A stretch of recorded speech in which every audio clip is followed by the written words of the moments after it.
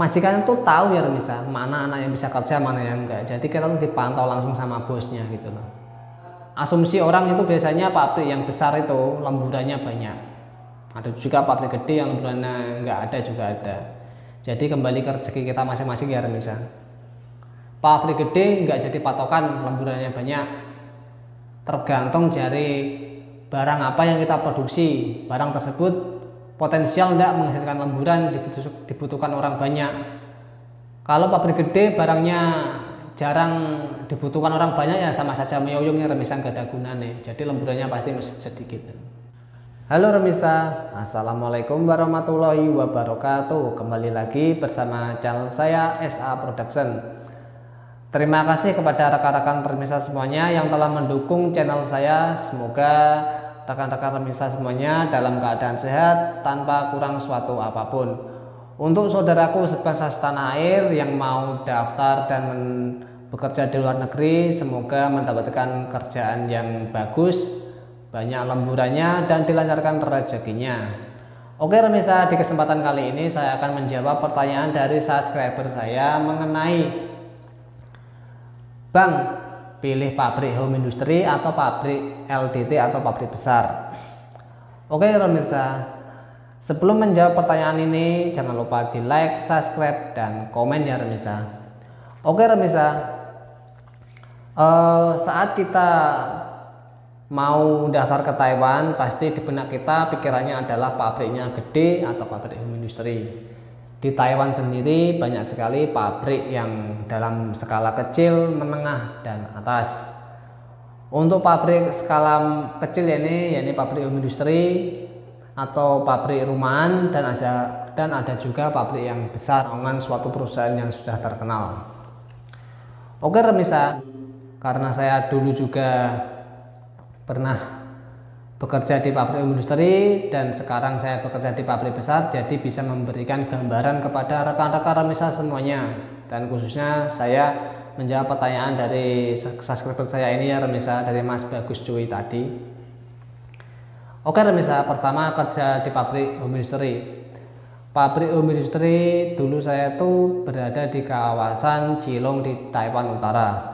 Pabrik itu bergerak di bidang pembuatan makanan atau mie itu. Enaknya pabrik home industry itu yakni adalah majikannya tuh lomor misalnya. Ya kalau kita pertama datang ya pasti diberi masa percobaan bersama beberapa bulan gitu. Kalau kita ibaratnya sudah lolos, sudah bisa kerja, itu majikan akan percaya dan suka kepada kita, jadi kita selalu dipertahankan.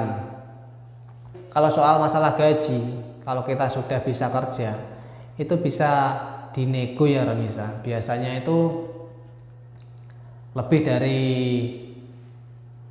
UMR yang ditetapkan oleh pemerintah, ada tambahannya gitu ya Remisa.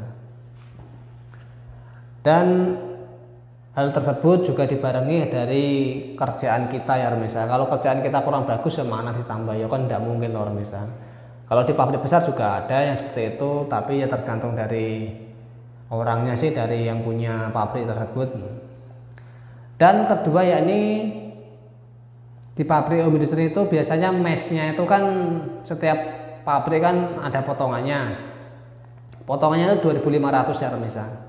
Itu untuk akomodasi makan siang dan malam, itu untuk hari hari Senin sampai hari Jumat ya Remisa.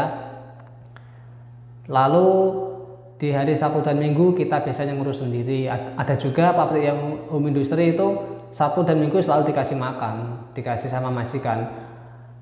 Dan 2.500 itu tadi untuk biaya tempat tinggal dan listrik, air biasanya. Dulu saya tuh 2.500 ya Remisa, sudah dikasih makan siang dan malam, listrik dan air tidak bayar misalnya, itu tadi dipotong 2.500. Itu dulu mesnya saya gede ya Remisa, mesnya di luar. Ada juga mesnya yang pabrik home industry itu di kawasan pabrik atau di lingkungan pabrik ya Remisa. Itu tadi beda pabrik kan beda manajemennya. Kalau dulu saya enggak, disewakan di luar. Itu 2.500 sudah itu tadi. Itu saya mau pakai listrik jor-joran, ada fasilitasnya bagus, ada AC-nya, kompornya, jadi bebas masak ya Remisa itu. Kalau saya pakai gas yang lebih banyak, ibaratnya pemakaian yang terlalu besar, itu potongannya tetap sama ya Remisa. Ya itu tadi, majikan tuh lomor bisa kurang luweh karo pekerjaannya gitu. Nah itu tadi. Lalu mesnya itu enggak ketat ya Remisa. Ada juga pabrik industri yang mesnya ketat, jadi kita dibatasi. Kalau itu di kawasan pabrik loh, kalau di luar kan enggak bebas. Mau kita konian ibaratnya lebaran Cina 1 minggu enggak pulang itu ya bebas. Kita mau ngajak teman kita nginep di situ juga bebas itu. Itulah enaknya. Lalu masalah kerjaan. Jika majikan sudah percaya sama kamu nih sudah bisa kerja. Majikan itu tahu ya Remisa, mana anak yang bisa kerja, mana yang enggak. Jadi kita tuh dipantau langsung sama bosnya gitu loh.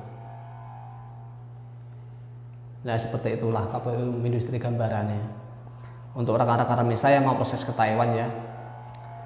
Lalu kita membahas pabrik yang besar. Pabrik gede biasanya itu pertama pasti ada gengsi ya Remisa, gengsi tersendiri. Wah saya bekerja di pabrik yang besar, di bawah naungan ini. Nah, itu ada kesan tersendirinya gitu loh. Lalu kedua, asumsi orang itu biasanya pabrik yang besar itu lemburannya banyak. Ada juga pabrik gede yang lemburannya nggak ada juga ada. Jadi kembali ke rezeki kita masing-masing ya Remisa. Pabrik gede nggak jadi patokan lemburannya banyak, tergantung dari barang apa yang kita produksi. Barang tersebut potensial tidak menghasilkan lemburan, dibutuhkan orang banyak. Kalau pabrik gede barangnya jarang dibutuhkan orang banyak ya sama saja meyoyong ya Remisa, gak ada gunanya. Jadi lemburannya pasti sedikit. Pabrik gede itu yang saya nggak suka itu, pertama itu kalau mesnya itu di kawasan pabrik biasanya ketat. Ketat dalam arti kita tuh dibatasi ya Remisa. Ibaratnya kalau mau keluar ya malam, contohnya jam 11 harus sampai di mes tersebut. Kalau lebih dari jam 11 biasanya kena denda. Itu poin pertama. Kedua itu mesnya kalau pabrik gede itu biasanya nggak boleh masak. Itu sebagian kecil ya Remisa. Ada juga pabrik yang mesnya di dalam, pabrik yang gede itu boleh masak, dibebaskan itu. Peraturannya agak ribet pabrik gede itu. Lalu kalau pabrik gede itu saat kita membuat kesalahan, ibaratnya saat kerja, kita barang yang kita kerjakan barangnya rusak atas kesalahan kita, itu dikenakan denda. Ada juga pabrik home industry yang seperti itu, tapi jarang ya Remisa. Saya dulu pabrik home industry, saya pernah itu pertama kerja ya Remisa. Barang itu berapa puluh ribu itu saya rusak kan, mesin pengepakan itu saya rusak sampai datang mekaniknya itu, sampai 2 hari nggak produksi ya itu Remisa. Itu saya nggak diapa-apain, cuma dibilangin lain kali hati-hati ya. Itu saya buat salah nggak 1-2 itu berkali-kali, tapi majikan tetap memberi kesabaran, lebih sabar majikan itu Remisa. Itulah. Tapi kalau pabrik yang gede, mana mungkin ya misalnya langsung kita dipotong, kena potongan, didenda. Lalu pabrik gede itu biasanya tuh ya Remisa, kita kalau kerja sama orang Indo, nggak orang Indo lah ya Remisa, beda negara pun, kalau kita pandai cari muka itu pasti disayang sama atasan. Beda kalau pabrik industri ya Remisa, kalau ada anak bisa nggak bisa kerja itu majikan yang lihat, oh anak ini bisa kerja atau enggak, itu majikan yang tahu ya Remisa. Kalau di pabrik industri kan, kalau di pabrik gede kan enggak. Kalau kita pandai cari muka, walaupun kita nggak bisa kerja, tapi kalau kita bisa ngomong, ya mepet-mepet para penduran gitu ya Remisa.